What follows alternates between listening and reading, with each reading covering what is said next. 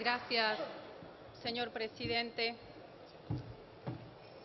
De la misma manera que lo hicieron quienes me antecedieron en el uso de la palabra, creo que sin utilizar frases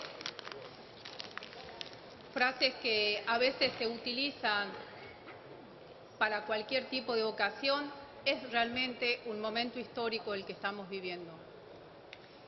Un momento histórico porque se pone sobre la mesa un tema que se había silenciado durante muchos y muchos años, donde muchos de los que hoy promulgan y que van a votar en forma positiva este proyecto de interrupción voluntaria del embarazo, no lo trataron, no quisieron tratarlo.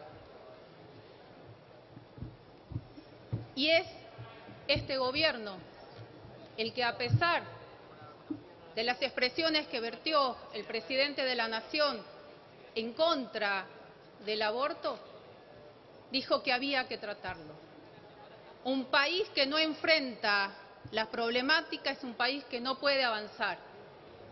Y esta era una problemática, el hablar, el conocer, el informarse.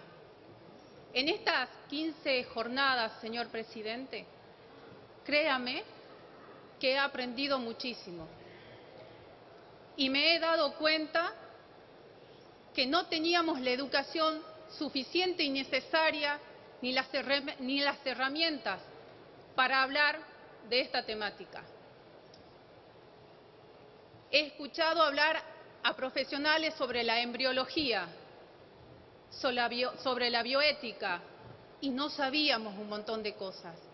Quizás desde mi formación jurídica me basé concretamente en la ley, en lo que dice el Código, en lo que dice la Constitución, en lo que dicen los tratados internacionales, pero habíamos dejado de un lado todo aquello que tiene que ver y que complementa todo lo que se ha analizado.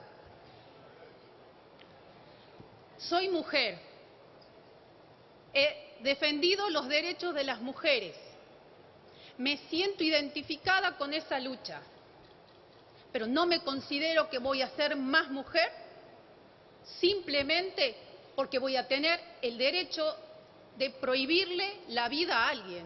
No me siento más mujer por eso, en eso no lo acompaño. No creo que lo voy a hacer más. No creo que voy a significarme como mujer porque tenga esa decisión, o ese poder, eso que se dice ahora, el derecho de abortar. Por encima de todo esto está el derecho humano.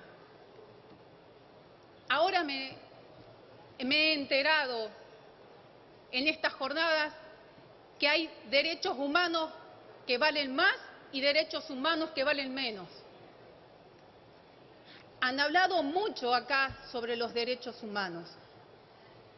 Yo entendí que los derechos humanos principalmente van a los más vulnerables. Y entiendo que el más vulnerable acá es el niño por nacer.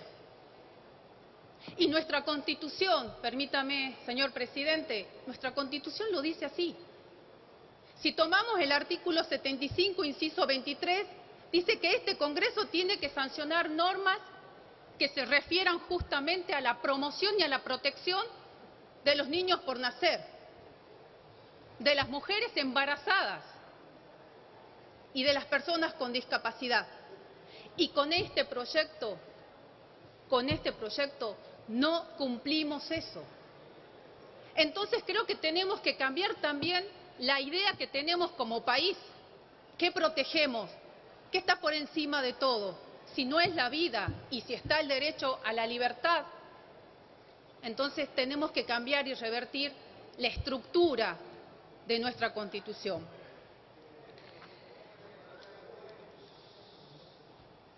Diputado.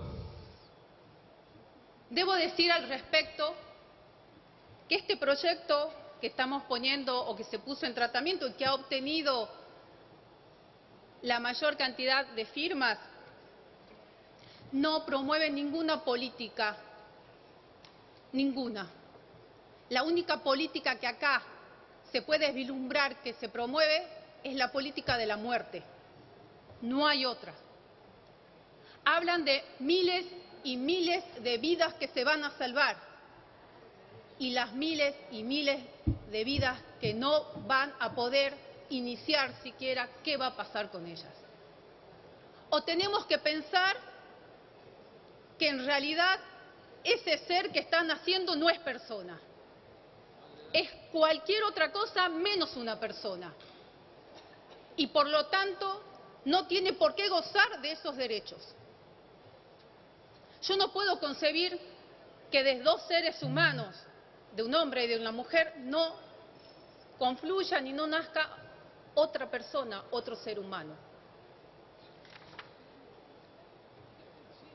Hemos visto que en algunos países en donde esta práctica se ha implementado, se ha utilizado esto en contra de las personas con discapacidad. Vamos a seleccionar seres humanos.